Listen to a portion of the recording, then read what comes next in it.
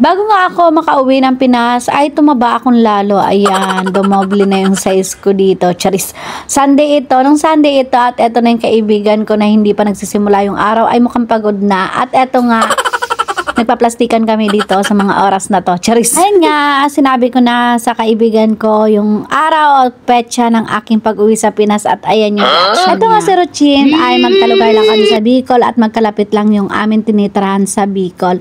At nung mga bata-bata pa nga kami ay hindi nga kami close niyan at ngayon nga medyo may edad na kami ay hindi pa rin kami close. Charis. Iniwanan ko na nga siya at nauna na ako kasi meron pa akong lakad papunta ako ng Sentral. At syempre, linggo-linggo ko naman yung ginagawa at pambihira nga lang akong hindi pupunta ng Sentral at eto na, nandito na ako sa Sentral. Tapos pagkatapos ko ng meet up, kasi konti lang naman ang meet up ko, ay babalik na ulit ako sa Yunlong kasi ito na yung huli kong pagpapabox sa Yunlong or pagpapabox ko pauwi ng Pinas.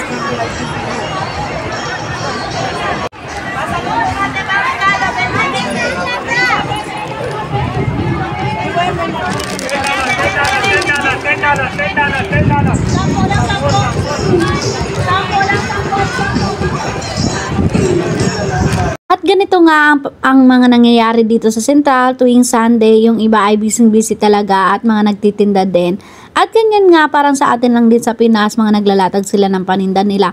Pero bawal na bawal po talaga dito ang magsa-sideline o magtitinda dito sa Hong Kong. Pag nahuli ka ng isang beses ay pagmumultahin ka ng 1,000 Hong Kong dollar o katumbas ng 6,000 sa peso. At sa pangalawa na mahuli ka ay meron ka ng memo or tatawagan na nila yung amo mo. Tapos, nakarecord ka na dito sa Hong Kong. So, ayun lang. Ayun yung mga hinaharap namin ng mga nag-online seller dito. Talagang lakasan lang ng loob. Sobrang bawal na bawal talaga ang pagrarakit or pagsa-sideline dito sa Hong Kong. Kaya naman, doble ingat talaga ang ginagawa ng ibang mga nagsa-sideline dito. At eto nga, dumaan muna ako dito sa para madagdagan yung ipapabox ko. At eto na nga, nagsisimula na ako ditong mag-box.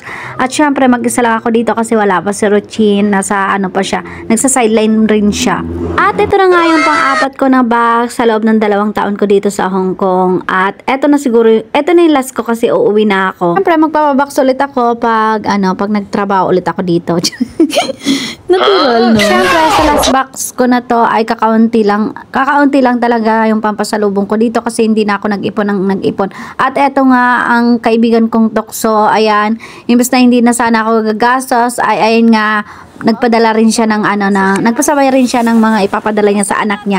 Tapos ito, syempre, ayan, niloko-loko pa ako sa sa credit card niya. Tapos ayan, napabili na rin ako. Hindi na sana ako bibili ng mga ganyan-ganyan. Syempre, alam mo naman, marupok ako pagdating sa ganyan. Yun, goodbye agad sa 1,000.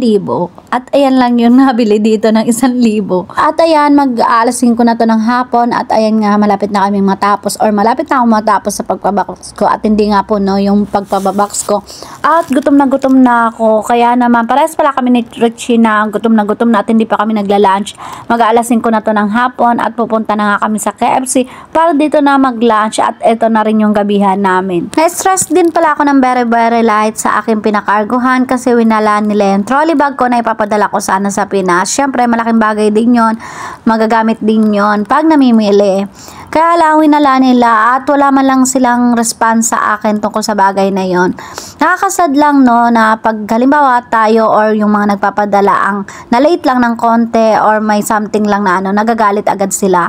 Pero pag sila naman yung nakawala or may nagawa ay parang wala lang sa kanila ni sorry ay hindi sila nagsasorry. So ayun lang, nasabi ko lang. Sobrang unfair. Charis. Pero okay lang, at least tapos na yung pagpapakargo ko at goodbye HK na. Goodbye na sa pagpapakargo.